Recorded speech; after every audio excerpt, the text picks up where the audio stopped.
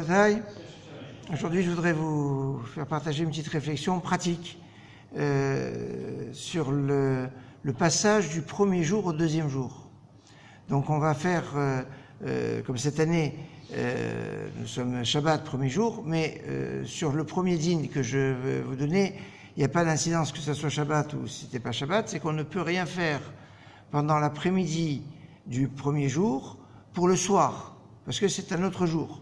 Et on n'a pas le droit de préparer. Alors, en plus de ça, c'est le jour, même si on dit que Rosh Hashanah c'est Yama Richta, enfin en plus de ça, cette année c'est Shabbat, donc il y a un issur de Hachana, de préparation. Incidence pour les dames à la maison pour quand on va faire Arvit, donc on va être obligé de faire Arvit le soir, et il est possible que Shabbat sera sorti et qu'on ne sera peut-être pas encore arrivé à la maison.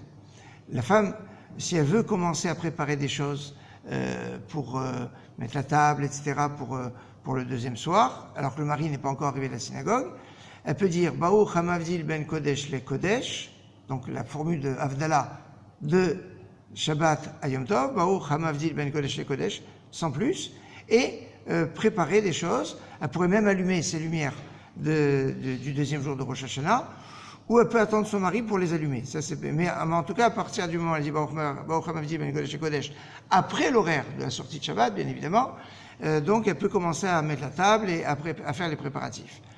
Quand on arrive donc, le kiddush, on a dit, c'est un kiddush spécial, c'est Yikenhaz, donc il est dans un ordre particulier, avec, donc, si la femme n'a pas allumé déjà ses lumières avant que l'homme arrive, avant qu'on commence le kiddush, elle allume ses lumières. Or, dans le kiddush, on a kiddush et Havdalah en même temps. Donc, comme on l'a expliqué, il y a la bracha sur le geffen, sur le vin. Il y a la bracha de kiddush de Rosh Hashanah, différent de celui de Yom Tov. Attention, je l'avais déjà dit, mais si on a fait le kiddush des fêtes, on n'est pas quitte. On doit recommencer, tout recommencer. Donc, il faut que c'est le kiddush de Rosh Hashanah. Et puis après, on doit faire la bracha sur le ner. Alors, quelque chose de facile. On peut faire la bracha de Boré Merehesh sur les lumières qu'elle a allumées en l'honneur de Yom Tov. Alors, on peut allumer une autre flamme. Alors, je déconseille d'allumer la avuka, la torche habituelle, parce qu'on ne peut pas l'éteindre. On a eu l'occasion de le dire. Donc, un des modes opératoires faciles, c'est de faire la bracha de Boré Merehesh sur la flamme qui a été allumée à partir d'une flamme existante, bien évidemment, en l'honneur de Yom Tov.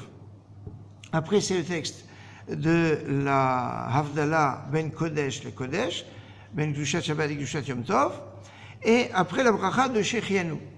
Les Rafra de Milta, c'est-à-dire pour être quitte d'après tout le monde, c'est bien d'avoir réservé un fruit nouveau, de saison, qu'on n'a pas encore consommé, le mettre sur la table au moment du kiddush, et avoir l'intention, quand on fait Shechianu, que c'est aussi pour le jour, et pour le deuxième jour, et pour le fruit.